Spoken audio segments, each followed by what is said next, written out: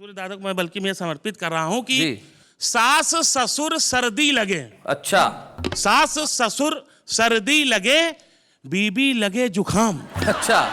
साला तो सर दर्द है, साली राहत बाम। हाय हाय हाय हाय हाय हाय हाय, बहुत अच्छे। कॉमेडी के वीडियोस देखने के लिए हमारे चैनल को लाइक और सब्सक्राइब करें।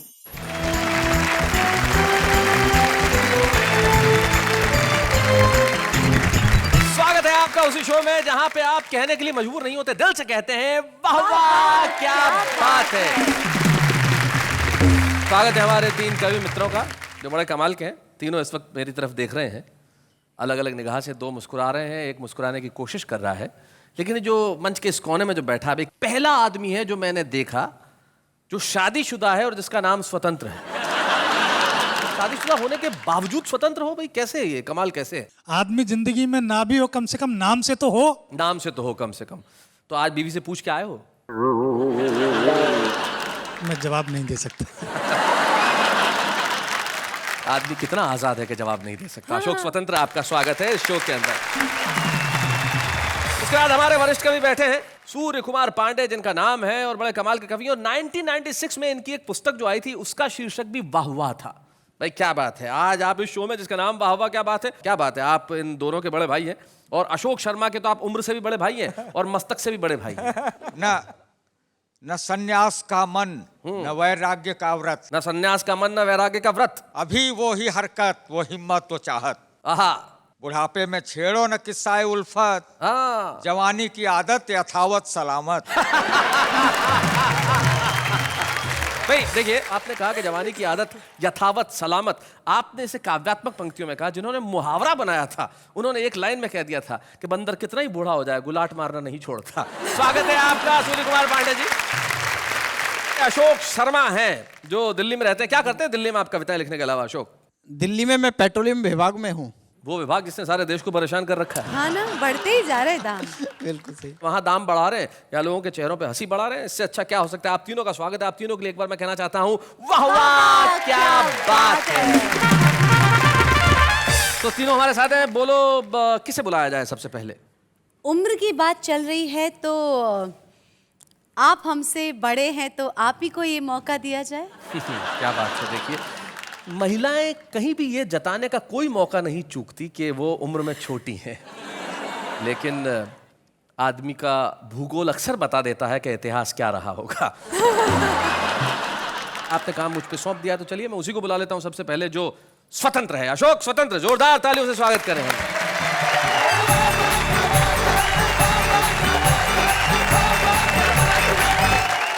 नमस्कार अंजलि जी। जी। मैं एक छोटी सी बात आपको बताना चाहूं। जब मैंने पहली बार आपको तारक मेहता कार्यक्रम में देखा तो एक बात मुझे बहुत ज्यादा खली। बाकी लोग जले हुए थोड़ी हैं जो आपको कह रहे थे अनजली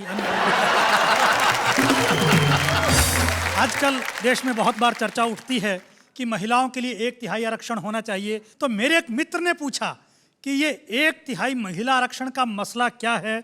तो मैंने 2 पंक्तियों के माध्यम से उस विधेयक का सार बताने का प्रयास किया है। देखिए, बताइए कि 1/3 महिला आरक्षण का सार यही है, घर के 3 कमरों में से 1 आपकी पत्नी का है और 2 आपके नहीं हैं। बहुत अच्छे, बहुत बढ़िया। आजकल मोबाइल की संस्कृति आ गई है, लोग चलते फिरते मोबाइल से बात करते रहते हैं, साइकिल पर, स्कूटर, मोटरसाइकिल पर जी। तो बाप परेशान।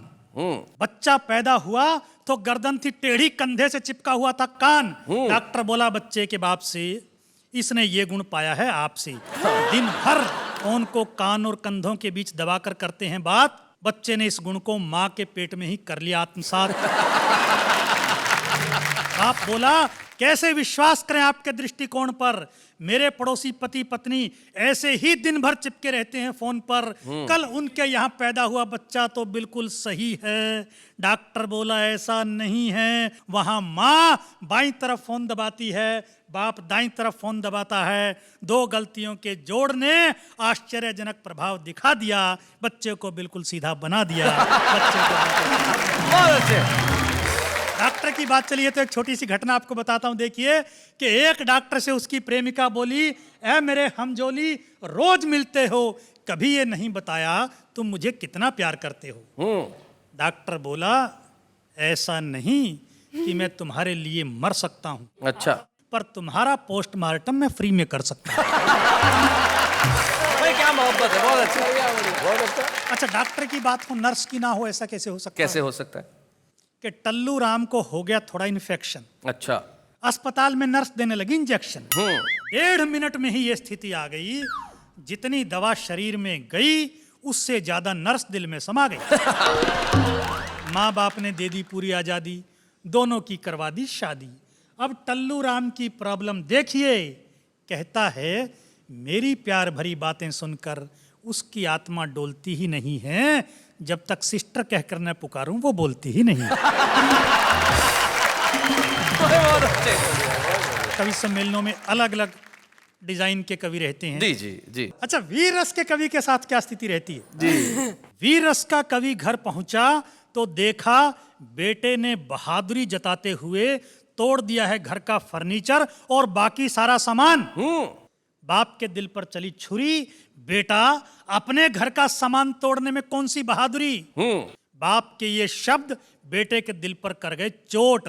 बोला पिताजी याद करें आज से 10-12 साल पहले के हमारे परमाणु विस्फोट, जमीन हमारी, बम हमारे, फोड़े हमने और आपने पूरी दुनिया में जाकर मचाया शोर। देखो हमारी ओर हमारी बहादुरी के किस्से। अब मैं कहां से लाऊं अपने लिए परमाणु बम के किस्से, तो ये घर का सामान ही आया फोड़ने के लिए अपने हिस्से। भाई बहुत अच्छे, बहुत बढ़िया। मैं देश की राजनीति के बारे में 4 पंक्तियां सुनाकर अपना स्थान लेता हूं। जी। अपने देश में नेता हवा में किले बनाने में दक्ष होता है। जी जी। यहां हर पक्ष के अंदर ही उसका विपक्ष होता है, उससे भी बड़ा नजारा समक्ष होता है। यहां हर प्रांतीय दल में एक राष्ट्रीय अध्यक्ष होता है। क्या बात है, बहुत बढ़िया, बहुत अच्छे।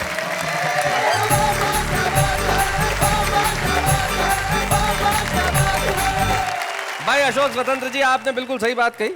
वीर रस के कवि के घर में ऐसा ही हो सकता है, बच्चा ऐसा ही कर सकते हैं। और सूर्य कुमार जी, आप तो बड़े पुराने कवि हैं, आपने देखा होगा वीर रस के कवि जब सुनाते हैं ना, भाई क्या करते हैं, कई बार तो खबर इतनी जोर से पढ़ देते हैं जैसे लगता है कविता है। एक वीर रस के कवि मंच पे आए और शर्मा बंधु का भजन बड़ा ही सुप्रसिद्ध, सूरज की गर्मी से जलते हुए तन को मिल जाए तरवर की छाया। अब इन्होंने वीर रस में पढ़ा, आगे खड़े हुए बोले सूरज की गर्मी से जलते हुए तन को मिल जाए तरवर की छाया, और ऐसा ही सुख मेरे मन को मिला है मैं जब से शरण तेरी आया। एक श्रोता खड़ा हुआ बोले भाया मेरे सोते बच्चे को क्यों उठाया। देखता हूँ अगली बार तुझे यहाँ कौन बुलाएगा वापस, इसको क्या तेरा बाप सुलाएगा। तो कुछ कविताएं जगाने का भी काम करती है, वो सिर्फ समाज को नहीं जगाती, बच्चों को भी जगा देती है। लेकिन एक व्यंगकार हमारे बीच में ऐसे हैं जो कुछ ऐसी कविताएं लिखते हैं जो हमारे भीतर कई सवाल जगाती है। अशोक शर्मा, जोरदार तालियों से स्वागत करें हमारे बीच।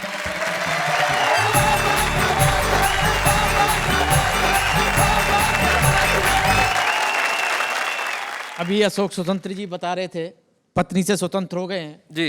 लेकिन कई पति ऐसे होते हैं जो स्वतंत्र नहीं हो पाते बेचारे, कई कोशिश भी करते हैं और कहां तक पहुंच जाते हैं। एक घटना से आपको जोड़ता हूं जी कि परेशान पति ने पत्नी से कहा जी कि एक मैं हूं जो तुझे निभा रहा हूं, हाँ, लेकिन अब पानी सर से ऊपर जा चुका है इसलिए आत्महत्या करने जा रहा हूं। अच्छा। पत्नी बोली ठीक है, लेकिन हमेशा की तरह आज मत भूल जाना और लौटते समय चक्की से आटा जरूर लेते आना। कई बार ऐसा होता है कि पत्नियां भी दुखिया जाती हैं जी। कि दुखियाई पत्नी ने पति से कहा कि तुम रोज रोज नदी में छलांग लगाने की कहते हो, एक बार भी लगाई। पति बोला चैलेंज मत कर वरना करके दिखा दूंगा, अभी तैरना सीख रहा हूं। बहुत अच्छे। जिस दिन आ जाएगा छलांग भी लगा दूंगा।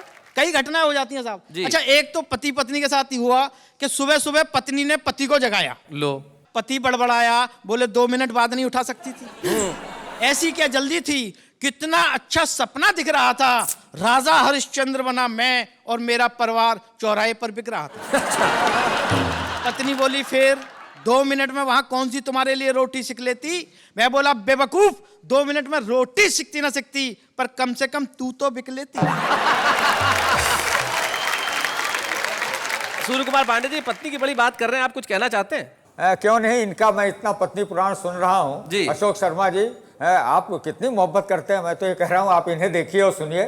कितना शरीफ शख्स है, हाँ। पत्नी पे फिदा है। कितना शरीफ शख्स है, पत्नी पे कितना फिदा है। शरीफ शख्स है, पत्नी पे फिदा है। उस पे कमाल ये है कि अपनी पे फिदा है। अपना ही माल है, फिदा भी होना चाहिए उसमें। सही बात है। बड़ी बड़ी घटनाएं हो जाती हैं साहब। एक तो मुझे याद आ रहा है कि एक पति तैयार होके बिल्कुल नए से कपड़े पहन के जैसे ही निकला, वैसे ही पीछे से पत्नी ने पकड़ लिया। बोले कहाँ जा रहे हो? पति को गुस्सा आ गया, बोला मरने। बोले फिर नए कपड़े पहन कर क्यों जा रहे हो? सही बात है अच्छा, मैं तो बड़ा छुप के निकलता हूँ, जी। लेकिन एक बार छुप के निकल रहा था तब भी पकड़ लिया। बोले कहाँ जा रहे हो? मैंने कहा 1-2 घंटे के लिए बाजार जा रहा हूँ घूमने। बोले कहीं नहीं जाना, सब्जी मंडी चलना है। अच्छा। पत्नी के साथ सब्जी मंडी चला गया। मैंने देखा सब्जी मंडी में सब्जी वालों के बीच में एक डॉक्टर की दुकान थी साहब। अच्छा, डॉक्टर की दुकान। हाँ, अच्छा, मुझे बड़ा अटपटा लगा। मैं सब्जी वाले से बात कर रहा हूँ, आप कविता का आनंद उठा। जी। एक बात समझ में नहीं आई श्रीमान, सब्जी मंडी उसमें डॉक्टर की दुकान। हाँ वाह, सब्जी की दुकान पर इक्का दुक्का और डॉक्टर की दुकान पर भीड़ भड़क्का। हाँ। हमने डॉक्टर से पूछा इसका कारण बताएंगे? वह बोला आइए विस्तार से समझाएंगे। अच्छा। ये पहला मरीज हाँ अपने आप ही मौत से जूझ लिया था। हाँ। राह चलते चलते भिंडी का भाव पूछ लिया था। बहुत अच्छे। बहुत बढ़िया है। भाव सुनते ही भुन्न हो गया, इसका आधा हिस्सा सुन्न हो गया। अच्छा, बहुत अच्छा है, अच्छे। अच्छा है। और इसने सब्जी मंडी में आकर अपनी जान को आफत लगाई है। सब्जियों के भाव से ज्यादा इसका ब्लड प्रेशर आई है। बहुत अच्छा। यह जन्मजात लोभी, स्वाद स्वाद में खा गया आधा किलो गोभी। अच्छा। अब 80 रुपए का भाव सुनकर सुबक रहा है। आधा किलो गोभी सुबह से हुबक रहा है। बहुत बढ़िया अशोक। ये सरकारी बाबू सब्जी मंडी में भी अपनी दादागिरी दिखा रहा था। जब मांगने पर धनिया नहीं मिला तो जबरन उठा रहा था। कुछ दुकानदारों ने मिलकर इसे कपड़े की तरह निचोड़ दिया। जिस हाथ से धनिया उठाया था वो हाथ ही तोड़ दिया। ये मोटी महिला कल जब सब्जी वालों की गैल गई तो कटहल का भाव सुनकर मटर के दानों की तरह फैल गई। क्या बात है भाई, वाह वाह वाह। कटहल का भाव सुनकर मटर के दानों की तरह फैल गई। इसका शारीरिक संतुलन ही बिगड़ गया। मिर्गी का भयंकर दौरा पड़ गया। अच्छा। जब चमड़ा भी किसी काम ना आया तो लोगों ने इसे लहसुन सूंघाया। हाँ। और ये भी कमबख्त फैटी लहसुन सूंघते ही उठ बैठी। ये साथ में सब्जी वाला आज सुबह ही मेरे पास आया है, साथ में अपने नौकर को भी लाया। अच्छा। कहता है कि इसने मेरा 100 ग्राम हरा चना और एक टमाटर खा लिया है। आप इसकी इंडोस्कोपी कीजिए और इसके पेट में यंत्र डालकर बताइए कि इसके पेट में और क्या क्या। अच्छा। ये जो बोरा खड़ा है इसमें मलेरिया का मरीज पड़ा है। यह सर्दी से कम सब्जियां देख देख कर ज्यादा कांप रहा है। क्या बात है। भाग कर आया था इसलिए अभी तक कांप रहा है। बहुत अच्छे। ये हार्ट का मरीज 3 हार्ट अटैक के बाद भी जिंदा है। भगवान की देन है, फिर भी कमबख्त प्याज का भाव सुनने के लिए बेचैन। बहुत अच्छा है। वो जिसके हाथ में दुनाली है, हाँ। उसके बेटे से किसी ने 700 रुपए की सब्जी छुड़ा ली है। ओहो। तब से वह बंदूक लिए ढूंढ रहा है, जिसने छुड़ाई है उसे ढूंढ रहा है। अंत में डॉक्टर बोला पता नहीं इस दुनिया में कैसे कैसे लोग हैं जो जरा सी महंगाई को भी सहन नहीं कर पाते हैं वाह। और मरने के लिए सब्जी मंडी में चले आते हैं। अगर उनका सब्जी मंडी में आना इतना ही जरूरी है तो सब्जी मंडी के बीच में एक डॉक्टर की दुकान खोलना हमारी लाचारी है, हमारी मजबूरी क्या है। बात है भाई अशोक, बहुत बढ़िया भाई, वाह।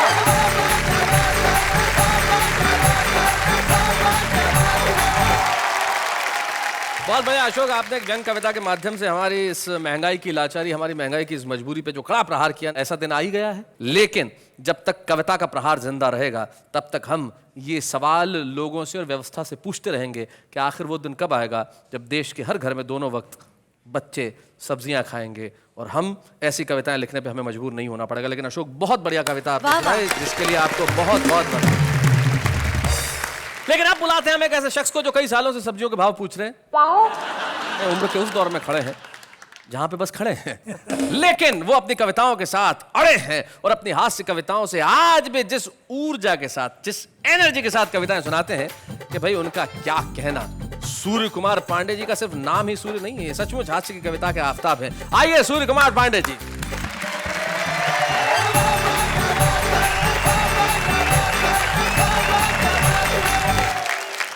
मैं आपको 4 पंक्तियां सुनाता हूं जी। और इससे आपको मेरे चरित्र का पता लगेगा। वाह।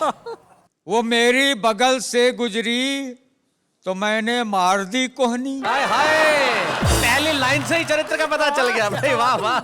वो मेरे बगल से गुजरी तो मैंने मार दी कोहनी। कहा उसने कि ऐसी उम्र में यह हाल होता है।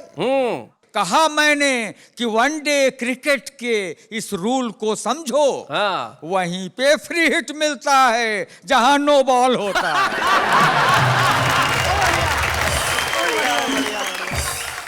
सुनेगा 4 पंक्तियां जी। कि मैं गंजा हूं तो इस चिकने घड़े का फायदा भी है। हाँ। इस चिकने घड़े का फायदा भी है, अगर चाहे भी कोई बाल बांका कर नहीं सकता। क्या बात है भाई, वाह वाह वाह वाह भाई, बहुत अच्छे। अगर चाहे भी कोई बाल बांका कर नहीं सकता। और है वो फिसलन कि रखते ही फिसल जाती है हर मुश्किल। कोई इल्जाम अपना मेरे सिर पर धर नहीं सकता। क्या बात है भाई, बहुत अच्छे, बहुत बढ़िया भाई, वाह। कोई इल्जाम अपना। और एक ने रखने की कोशिश की तो उसका नतीजा क्या हुआ बताता हूं कि हाफ मैं भी हो गया और हाफ वो भी हो गया। हाफ मैं भी हो गया और हाफ वो भी हो गया। इश्क में होना था जो इंसाफ वो भी हो गया। और उसने मुझको घिस दिया साबुन की बट्टी की तरह। अच्छा। झाग तो आया बहुत पर साफ वो भी हो गया। झाग तो आया बहुत पर साफ वो भी हो गया। और मेरे टक्कल पे हंसते हो। हाँ। अमा नादान हो तुम भी।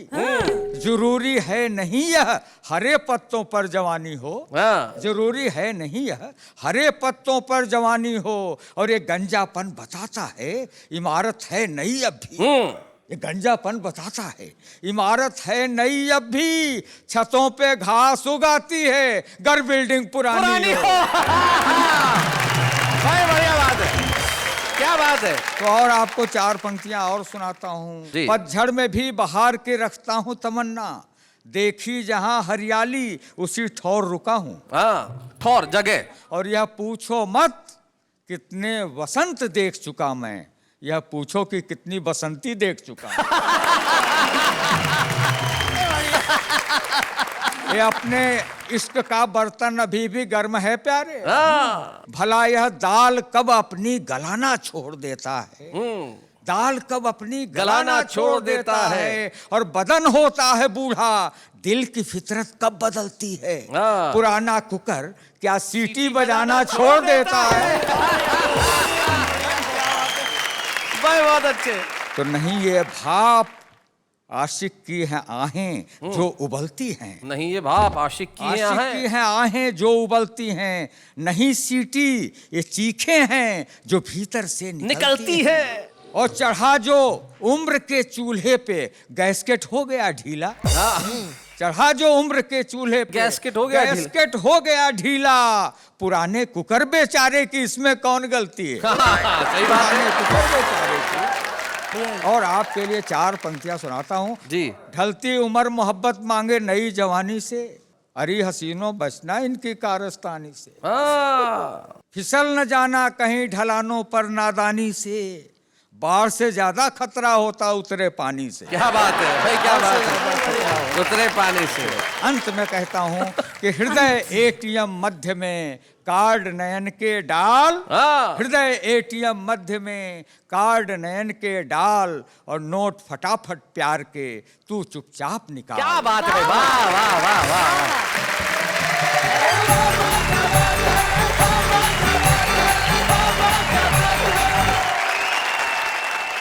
वैसे इस बात पे से एक बात बताइए। हाँ बताइए, पूछिए पूछिए। शादी करने की सही उम्र क्या होती है? आपकी निकल गई। नहीं, मेरे कहने का मतलब ये है कि इस सवाल का जवाब मैं क्या, हमारे मित्रों से पूछते हैं। भाई आप बताइए अशोक शर्मा जी, आपके हिसाब से शादी करने की सही उम्र क्या होती है? जब मूड कर जाए। जब मूड कर जाए। भाई वाह वाह, क्या बात है। स्वतंत्र जी जरा आप माइक उठाइए। शादी उस दिन कर लेनी चाहिए जिस दिन आपकी पत्नी की हो रही है। बहुत अच्छे। पांडे जी। नहीं, ये लोग मजाक की बात कर रहे हैं। इनकी शादी की उम्र सही वही होती है जब आप 18 साल की हो जाएं जी, तो आपको कर ही लेनी चाहिए। अभी आप हुई कि नहीं हुई? अरे ये 18 साल और कुछ महीनों की हैं बस। अच्छा, मुझे ऐसा लगा कि अभी आप 18 से कम हैं। नहीं 18 साल और 120 महीने बस। जी खैर, उम्र की हम बात क्यों करें, शादी भाई किसी भी उम्र में करो, शादी करते ही आदमी की जो गिनती है वो बुजुर्गों में होने लगती है। हाँ और क्या अशोक, आज पता चला क्या कि सब लोग आपको इतना रिस्पेक्ट क्यों देते हैं, बुजुर्ग। तो रिस्पेक्ट अगर पाना है तो जिंदगी में सही उम्र में शादी कर लेनी चाहिए। लेकिन हमारे एक बड़े रिस्पेक्टेड गेस्ट हैं जो आज हमारे साथ हैं, जो बड़ा कमाल के अभिनेता है, और एक तो डायलॉग उनका इन दिनों इतना फेमस है जिसकी हद नहीं।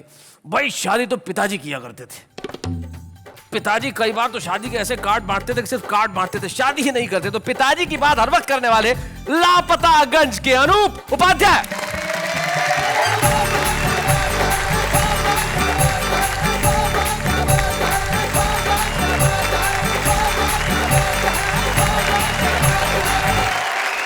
भाई अनूप उपाध्याय जी, बड़ी देर कर दी, मेहरबान आते आते पहले क्यों नहीं आया आप इस शो में?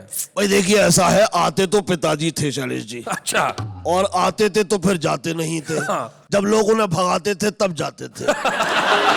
हमने भी आपके पिताजी को ही बुलाया था, आए आप हैं। पिताजी थोड़े से व्यस्त हैं जी। तो जब वो व्यस्त होते हैं तो उनकी जगह हम आ जाते हैं। जी।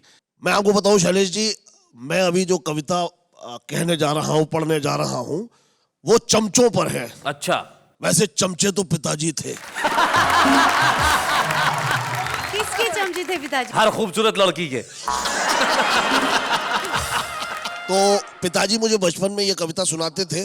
उन्होंने ये नहीं बताया था गलती से कि इनके कवि कौन है। जी। मुझे माफ करिए कि नाम नहीं पता है शैलेश जी, इसलिए सुना। माफ कीजिए। जी जी। अगर चमचे नहीं होते तो मक्खन की महत्ता को समझ पाते नहीं प्राणी। वाह न जिंदाबाद के नारों को मिल पाती अमर वाणी। वाह। और सभाओं में जुलूसों में कभी क्रंदन नहीं होता। हाँ। किसी बिल्ली के माथे पर पुता चंदन नहीं होता। क्या और बात? गधों का इस तरह महफिलों में अभिनंदन नहीं होता अगर चमचे नहीं होते। आज की महफिल में आपका अभिनंदन है। आप कहना चाहते हैं कि हम गधे हैं? अरे नहीं सर। वैसे मैं ये कहने में कोई वो नहीं करूंगा, वैसे गधे तो पिताजी थे। पिताजी ने मुझे हर तरीके से माफ कर दिया है जी। कहा है बेटा मेरी खूब बदनामी भी करना और मेरा खूब नाम भी करना। लेकिन इसी बहाने आप एक ऐसे बेटे तो हैं जो कम से कम दिन में 100 बार पिताजी का नाम लेते हैं। जी, इसलिए आजकल तो पिताजी बेटे को ऐसे प्रणाम। हो गए कि पिताजी को पूछते ही नहीं है। भाई क्या बात है अनूप भाई, वाह वाह वाह, बहुत बढ़िया। जी, हमारी सभ्यता केवल प्रणामों तक सिमट जाती। वाह। न झुककर दंडवत होते, चरण वंदन नहीं होते अगर चमचे नहीं होते। क्या बात है भाई, बहुत अच्छे।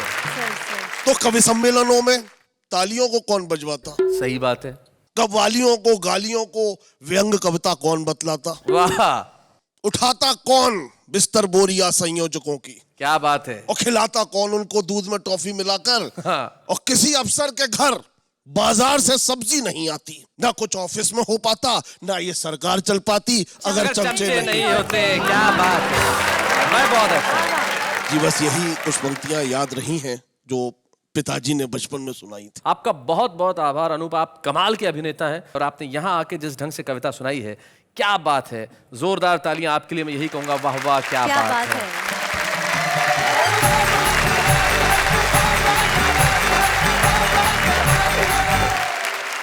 भाई चमचा का होना बड़ा आवश्यक है, चमचे बड़े कमाल के होते हैं। इस पे मुझे एक बहुत छोटी सी कहानी याद आ गई। हुआ यूं कि एक बार अकबर जो है वो बैंगन खा रहे थे, बीरबल पास में ही खड़े थे। तो अकबर को सब्जी इतनी बुरी लगी कि क्या सब्जी है, हाँ ये किसने सब्जी बनाई थी, घटिया सब्जी। तो बीरबल बोले हुजूर ये तो बैंगन है, इसका तो नाम ही बेगुन, जिसमें कोई गुण नहीं हो। कुछ दिनों बाद की बात है, अकबर फिर से खाना खा रहे थे, उस दिन भी बैंगन की सब्जी बनी थी, और अकबर ने कहा भाई वाह क्या सब्जी है। तो अब बीरबल बोले सर ये तो अकेली सब्जी है बैंगन जिसके सर पे ताज है, तो ये तो सब्जियों का बादशाह है। तो अकबर चौंके और बीरबल से कहने लगे भाई उस दिन तो तुम कह रहे थे कि इसमें कोई गुण नहीं है, आज कह रहे हो सब्जियों का बादशाह है। तो बीरबल कहने लगे हुजूर मैं आपका गुलाम हूं, बैंगन का नहीं। तो जिंदगी में इस तरह की चीजें बड़ी जरूरी होती है। कोई तो कहे कि भाई हम आपके गुलाम हैं, ऐसे लोग आजकल कम मिलते हैं, लेकिन कुछ लोग हैं जो जिंदगी के अंदर बहुत दिनों तक छुपे नहीं रह सकते, वो होते हैं हमारे छुपे रुस्तम। तो हम एक ऐसे छुपे रुस्तम को बुलाना चाहते हैं जिनके पिता सचमुच एक बड़े प्रसिद्ध कवि थे। इलाहाबाद अंचल के अंदर कैलाश गौतम जी के दोहे आज भी इतनी इज्जत के साथ पढ़े जाते हैं, उनकी कविता इतनी इज्जत के साथ सुनाई जाती है। उनके पुत्र श्लेष गौतम जो आज इलाहाबाद से हमारे बीच में आ रहे हैं, आज तो छुपे रुस्तम है, लेकिन मैं जानता हूं कल वो अपने पिता की तरह बड़ा नाम करेंगे। श्लेष गौतम।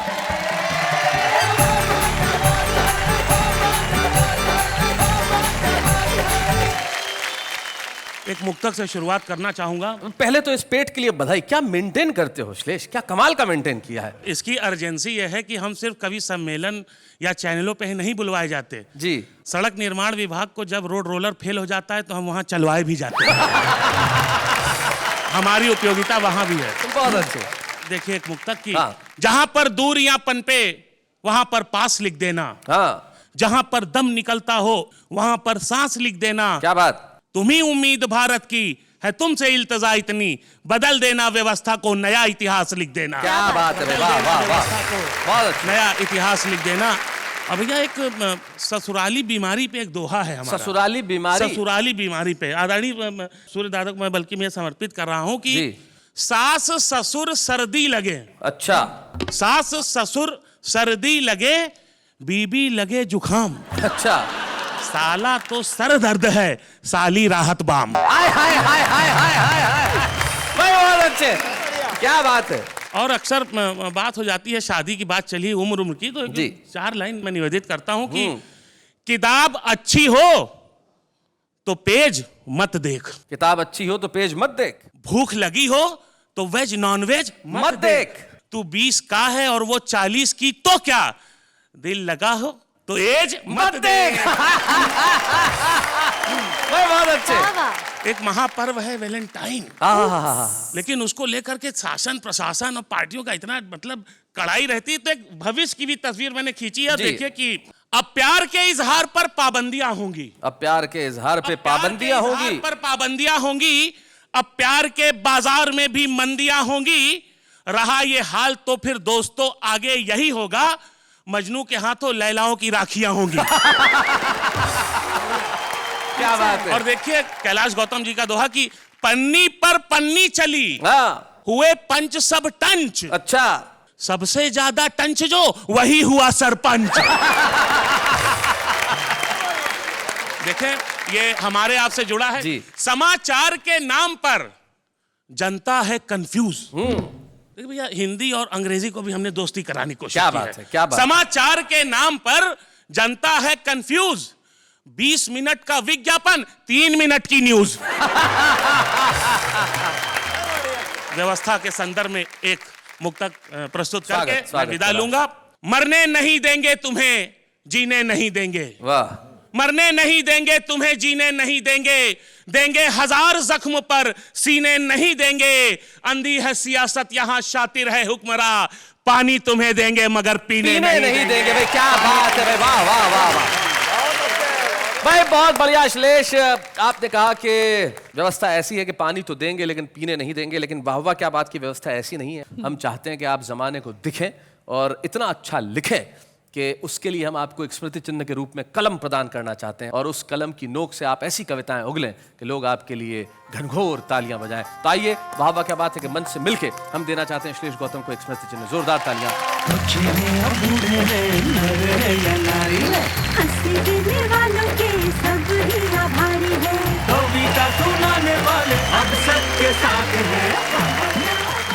श्लेष, मैं नई पीढ़ी को बताना चाहता हूं जो इस अर्थ नहीं समझते, हिंदी में बहुत सारे अलंकार हुआ करते हैं, श्लेष उनमें से एक अलंकार है। क्या बात। और अलंकार सिर्फ हिंदी व्याकरण का ही एक शब्द नहीं है। हम अगर किसी को पुरस्कृत करते हैं तो भी कहते हैं अलंकृत किया है। तो एक अलंकार आज आपके जीवन में जुड़ा है। वाह वाह के इस मंच पे हम चाहते हैं कि जीवन में आप और आपके जीवन में इसी तरह से इनाम बरसते रहें। गला साफ क्यों कर रही हैं? नहीं, मैं एक कविता सुनाऊं? नहीं प्लीज प्लीज रहने दीजिए, जो जिसका काम है उसी को करने दीजिए। नहीं सुनाने दीजिए ना, अभी अभी ताजा ताजा लिखिए, फ्रेश, वरना पुरानी हो जाएगी। कविता कोई सब्जी थोड़ी है। नहीं, वो कविता में सब्जी जैसा स्वाद है। अरे अच्छा, सुनाइए जरा क्या है। अर्ज किया है जी, कीजिए। जिस भी दिन आप सज धज के निकले घर से, तो लड़कियों ने देखा और चीख उठी डर से। ताली बजा दीजिए, कविता तो लिखिए प्लीज प्लीज बजा दीजिए। इन्होंने कोशिश तो की, और कोशिश जीवन में बड़ी जरूरी है। हमारा जो आम आदमी है कोशिश बहुत बढ़िया करता है, 1 लाइन में, 2 लाइन में, 3 लाइन में, लेकिन क्या क्या सुनाता है आइए जरा देखते हैं। कॉलेज की चारदीवारी में अजब सा खेल होता है, खेल खेल में 2 दिलों का मेल होता है, और इसीलिए हर साल पप्पू फेल होता है। बेखुदी की जिंदगी हम जिया नहीं करते, मोहब्बत है तो वो खुदा के इजहार करे, पीछा हम भी किसी का किया नहीं करते। हर महीने दोस्त मिल जाते हैं रास्ते पे, पर कॉलेज की फीस खत्म हो जाती है नाश्ते पे। ना तेरे आने की खुशी, ना तेरे जाने का गम, जा बहन जा, कोई दूसरी पटा लेंगे हम। छोटे से डब्बे में चावल का दाना, बुड्ढी ने आँख मारा बुड्ढा दीवाना। लम्हा लम्हा वक्त गुजर जाएगा, चंद लम्हों में एग्जाम आ जाएगा। अभी वक्त है पढ़ लो दोस्तों, वरना पास का तुम्हारा ससुर कराएगा।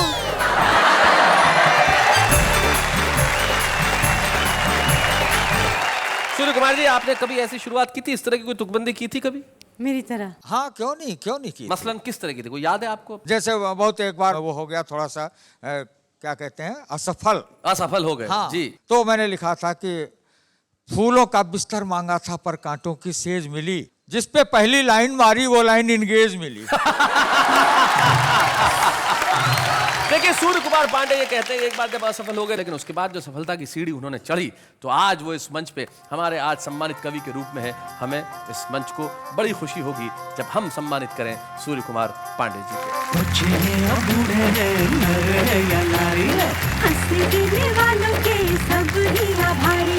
कविता सुनाने वाले अब सबके साथ हैं। और जैसी कि परंपरा है कि जिस कवि को हम सम्मानित करते हैं उसके परिवार का कोई सदस्य या मित्र यहाँ उपस्थित रहता है। सूर्य कुमार पांडे जी का परिवार कविता का परिवार है, उनका अपना परिवार तो लखनऊ में है ही, और हमें बड़ी खुशी है कि हमारे युवा पीढ़ी के एक कवि यहाँ पे उपस्थित हैं जो पांडे जी से बेहद प्रभावित भी है, और पांडे जी और उनका और हमारा सबका बड़ा साथ रहा है। दीपक गुप्ता एक युवा पीढ़ी के ऐसे कवि हैं, तो हम चाहते हैं दीपक इस मंच पर आए और हम उनसे कुछ बातचीत करें। दीपक आइए।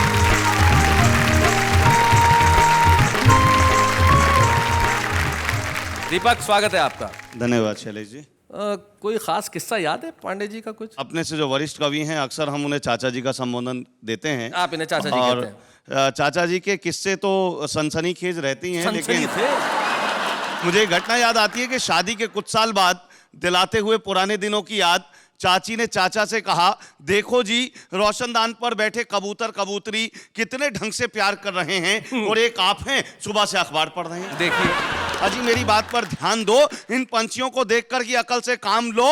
तो चाचा जी बोले, भाग्यवान तेरी बात बिल्कुल सही है, पर तू अकल से नहीं आंखों से काम ले। देख कबूतर तो पुराना है, कबूतरी नहीं है।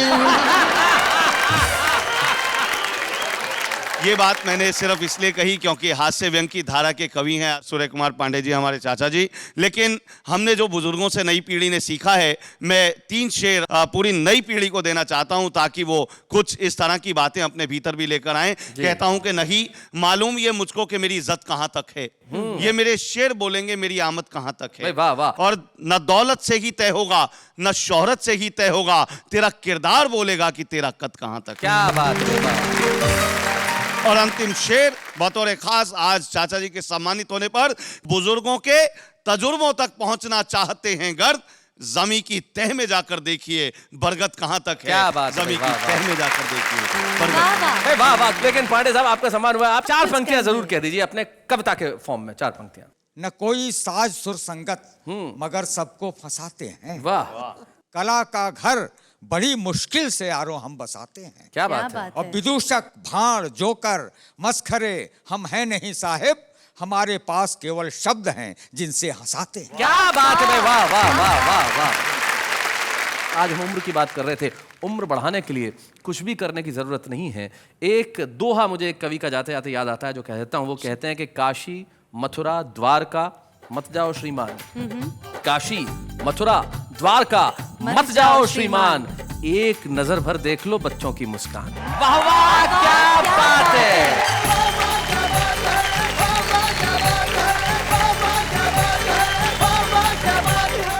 कॉमेडी के वीडियोस देखने के लिए हमारे चैनल को लाइक और सब्सक्राइब करें।